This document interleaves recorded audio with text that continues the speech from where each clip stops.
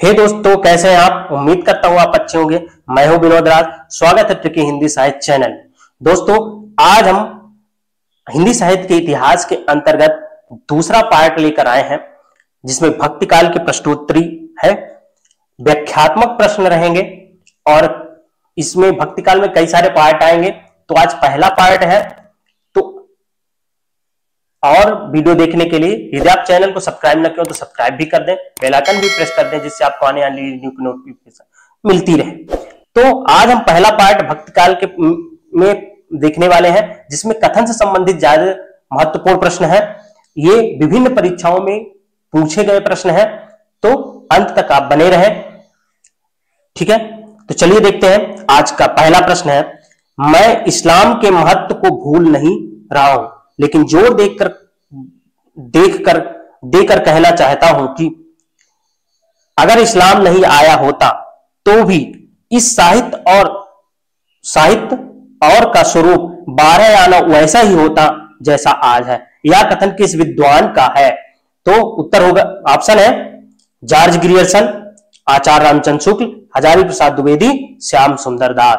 इसका उत्तर जो होगा वो क्या होगा? हजारी प्रसाद द्विवेदी। ध्यान रखना। अगला प्रश्न है, सर्वप्रथम भक्ति का उदय कहां हुआ था? उत्तर में, राजस्थान में, पूर्व में, दक्षिण में। तो इसका उदय कहां हुआ था? दक्षिण में हुआ था। कहां?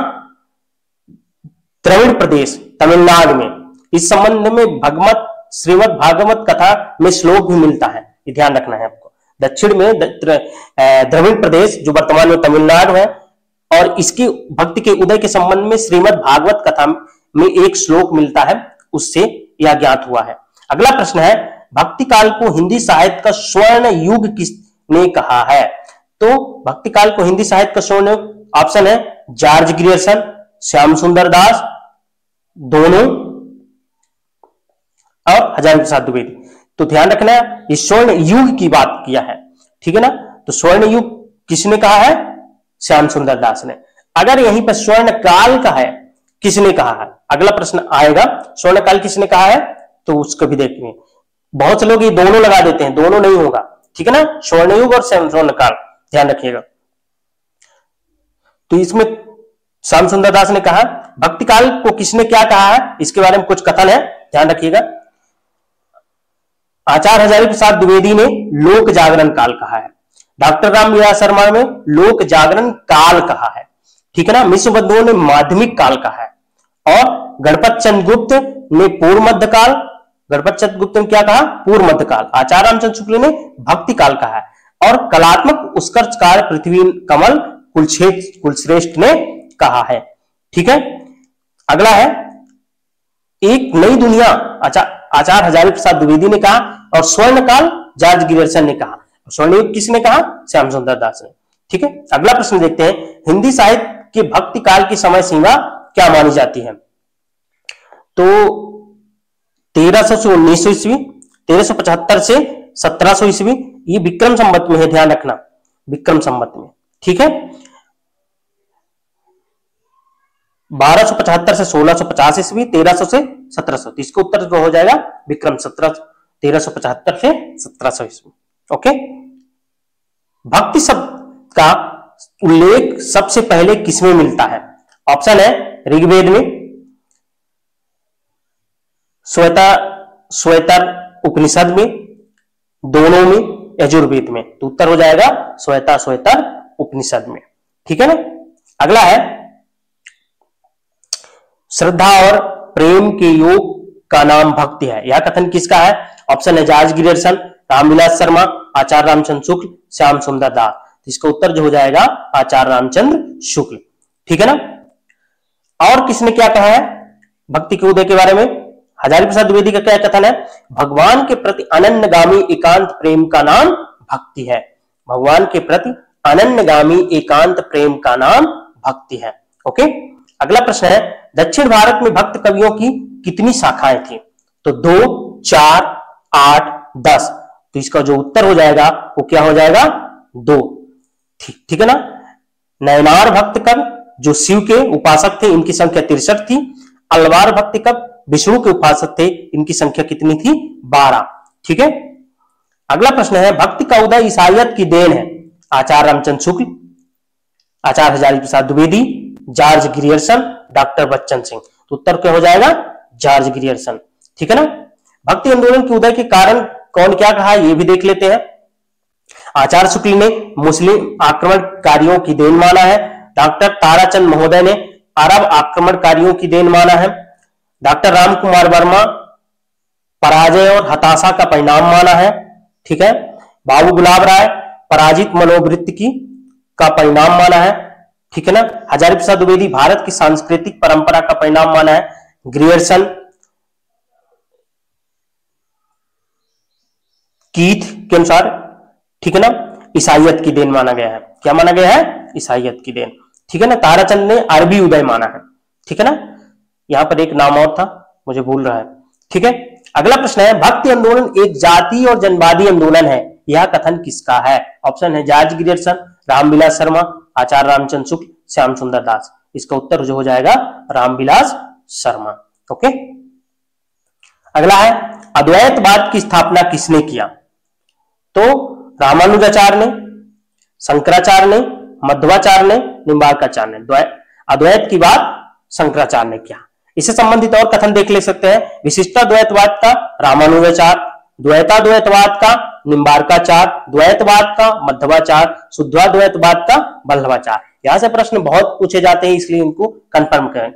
ठीक है। अद्वैतवाद के शंकराचार्य, विशिष्टाद्वैतवाद के रामानुजाचार्य, द्वैताद्वैतवाद के निम्बार्काचार्य, द्वैतवाद का माधवाचार्य, शुद्धाद्वैतवाद के वल्लभाचार्य। ठीक है।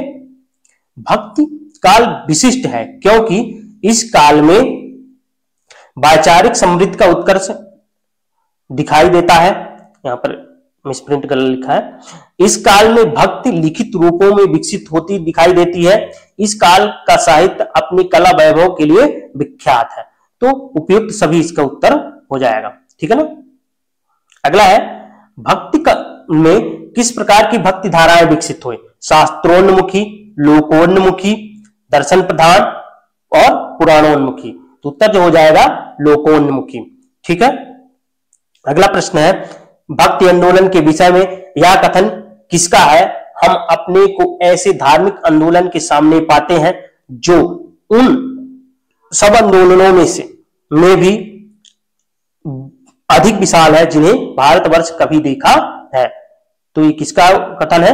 जॉर्ज ग्रियर्सन, मिश्र बंधुओं, शिव सिंह सेंगर और गारसा दत्तासी। तो उत्तर क्या हो जाएगा? George Grierson. ठीक है। अगला कथन है, अपने पौरुष से हताश जात के लिए भगवान की शक्ति और करुणा की ओर ध्यान ले जाने के अतिरिक्त दूसरा यहां पर क्या था? दूसरा उपाय क्या था? ऐसे ही था शायद है। भक्ति आंदोलन के विषय में यह मत किस विद्वान का है? जॉर्ज ग्रियर्सन, रामविलास शर्मा, आचार्य रामचंद्र शुक्ल, श्याम सुंदर दास। तो उत्तर कितना होगा? आचार्य रामचंद्र शुक्ल। ओके। अगला है, मनोवैज्ञानिक पद्धति पर हारी हुई जात दो ही बातें कर सकती है थी, अतिशय धर्म, भावना में जुटना, अथवा विलासिता के पंख में डूबकर अपनी हार को भूल जाना। हारी हुई हिंदू जाति ने पहले मार्ग का ही अवलंबन किया लिया। यह कथन किसका है? श्याम सुंदर दास, रामविलास शर्मा, भारतेंद्र हरिश्चंद्र, बाबू गुलाब राय। तो इसको बाबू गुलाब राय का होगा। ठीक है ना। किस विद्वान ने भक्ति काल में भक्ति के विकास को भारतीय चिंतन धारा का स्वाभाविक विकास कहा है? आचार्य रामचंद्र शुक्ल, नंदू दुलारे वाजपेयी, हजारी प्रसाद द्विवेदी और रामकुमार वर्मा। तो उत्तर क्या हो जाएगा? हजारी प्रसाद द्विवेदी। शंकराचार्य के अद्वैतवाद का विरोध करने वाले आचार्य हैं तो रामानुजाचार्य, मध्वाचार्य, निम्बार्काचार्य और वल्लभाचार्य। इसका जो उत्तर हो जाएगा उपयुक्त सभी, क्योंकि सभी ने इसका विरोध किया था।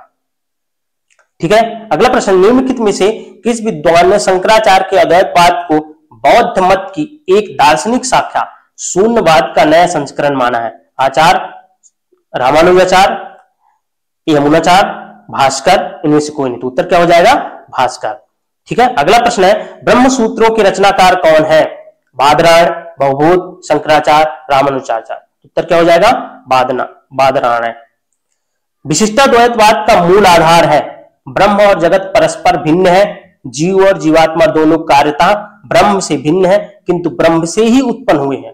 जीव और जगत का संबंध परस्पर कोई संबंध नहीं, ठीक है ना। संपूर्ण सृष्टि में अनेक सत्ताएं विद्यमान है। इसका उत्तर जो हो जाएगा वो क्या होगा, बी होगा। जीव और जीवात्मा दोनों कार्यतः ब्रह्म से भिन्न है किंतु ब्रह्म से ही उत्पन्न हुए हैं, ठीक है। ये विशिष्ट द्वैतवाद का कथन है। अब देख लेते हैं द्वैतवाद का क्या आधार है। द्वैतवाद का जीवात्मा, जगत और ब्रह्म ये तीनों शाश्वत यथार्थ है तथा तीनों का स्वतंत्र अस्तित्व है। शुद्धोद्वैतवाद का क्या अर्थ है, क्या नियत है। आत्मा और पदार्थ ब्रह्म की वास्तविक अभिव्यक्ति है जिनके द्वारा ब्रह्म अपने स्तर, चित और आनंद रूप को व्यक्त करता है, ठीक है। तो ये याद रहे महत्वपूर्ण भक्तिकाल से कथन, भक्तिकाल के उदय से संबंधित कथन कौन कौन से, बाद वहां चले, ठीक है ना। अब हम अगले वीडियो देखेंगे ज्ञानाश्रयी शाखा निर्गुण धारा के अंतर्गत।